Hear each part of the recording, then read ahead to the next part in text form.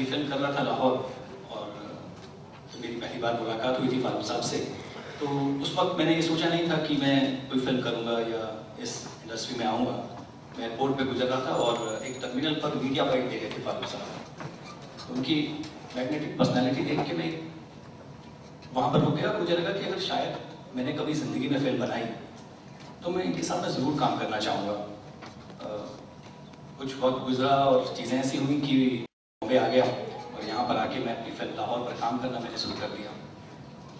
उस दौरान फारूक साहब फिल्में नहीं कर रहे थे, बहुत कम काम कर रहे थे। इनफैक्ट शायद कुछ 14-1 साल से उन्होंने कोई फिल्म नहीं की थी, तो बड़े रिलेक्टेंट रहे वो, कुछ भी ऑफर्स नहीं ले रहे थे और शायद वो ऐसा बोलते थे कि फिल्म बहुत अच्छी नहीं आ रही, नया काम कुछ लोग नहीं कर रहे हैं। तो मैंने फारूक साहब को ट्रेस करने का काम शुरू किया। तकरीबन 9 महीने तक मैं उन्हें कन्विंस करने की कोशिश करता रहा। मेरी फ़ोन पर बात होती थी और फारूक साहब कभी नरेशन नहीं लेते, स्क्रिप्ट पढ़ते हैं, तो बात आगे नहीं बढ़ पाती थी। दूसरी तरफ मेरे प्रोड्यूसर्स थे, वो प्रेशर डाल रहे थे कि भाई आप शूटिंग जल्दी स्टार्ट करिए। तो मैंने फारूक साहब को एक मैसेज किया कि सर मैं अब शूट के लिए निकलने वाला हूँ, अगर आप मुझे सिर्फ 5 मिनट फ़ोन पर सुन लें कि मैं क्या करना चाहता हूँ, उसके बाद में फिर आप स्क्रिप्ट पढ़ के डिसाइड करिएगा। तो फारूक साहब कहीं ट्रैवल कर रहे थे, उन्होंने कहा ठीक है आप बताइए। तो मैंने फारूक साहब को थोड़ा सा स्क्रिप्ट के बारे में बताया और फारूक साहब ने कहा कि आपका आइडिया ठीक लग रहा है, आप मुझे स्क्रिप्ट दे दीजिए और उसके बाद में फिर आगे देखते हैं। तो इस उम्मीद पर मैं पूरी यूनिट के साथ में दिल्ली चला गया कि फारूक साहब तो हाँ बोल देंगे।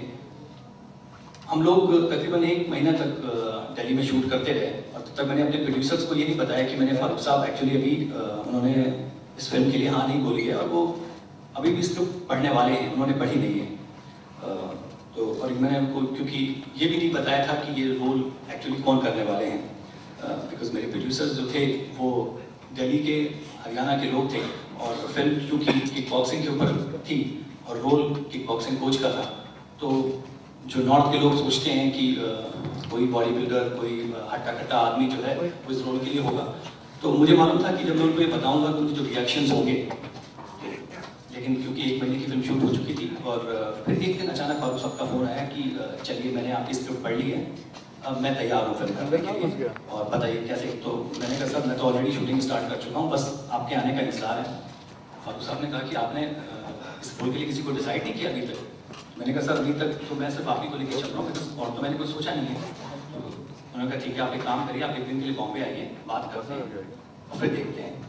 तो शूट के बीच में से संडे हम लोग दिल्ली में शूट नहीं करते थे, तो मैं फारूक साहब के पास में उनको मिलने के लिए आया। तो मैंने बताया कि सर इस तरह से मैंने शूटिंग कर दी है और मैंने अभी तक अपने प्रोड्यूसर्स को ये भी बताया कि आपने अभी तक हाँ नहीं बोली है। फारूक साहब थोड़ी देर सोचने लगे और बोलते हैं कि आप मतलब और अगर मैं नहीं करता ये तो क्या होगा? तो मैंने कहा सर मैंने ये तो सोचा ही नहीं था। बोलते हैं आपने मतलब मेरे लिए ऑप्शन ही नहीं छोड़ी। फिर उन्होंने बात हुई पैसे की, तो सिंस क्योंकि मैंने फिल्म स्टार्ट की थी तो बहुत टाइट बजट पे बन रही थी, तो मैंने कहा सर मुझे नहीं मालूम कि आप क्या रेम्युनरेशन लेते हैं, लेकिन ज़्यादा ऑफर करने के लिए मेरे पास में कुछ है नहीं। तो फारूक साहब ने कहा आप एक काम करिए, आप जो भी है, उन्होंने एक चैरिटी ऑर्गेनाइजेशन का नाम दिया कि इसके नाम से चेक बनवा के ये डलवा दीजिए। मैं ये फिल्म आपके लिए करता हूँ, लेकिन आप जो भी है फिगर मुझे मत बताइए, लेकिन आप जो मुझे देना डिसाइड कर चुके थे वो यहाँ दे दीजिएगा। उसमें ऐसी कोई कटौती मत करिए कि आप मुझे कुछ और बताने वाले थे और वहाँ कुछ और कर दें। तो फारूक साहब ने एक भी पैसा लाहौर के लिए नहीं दिया और चैरिटी के लिए अब उसके बाद में हम फारूक साहब ने यूनिट ज्वाइन की। तो अब सबसे इंटरेस्टिंग पार्ट ये था कि जो मेरे प्रोड्यूसर्स थे और इनफैक्ट काफ़ी सारे इन्वेस्टर्स थे वहाँ पर, तो और सारे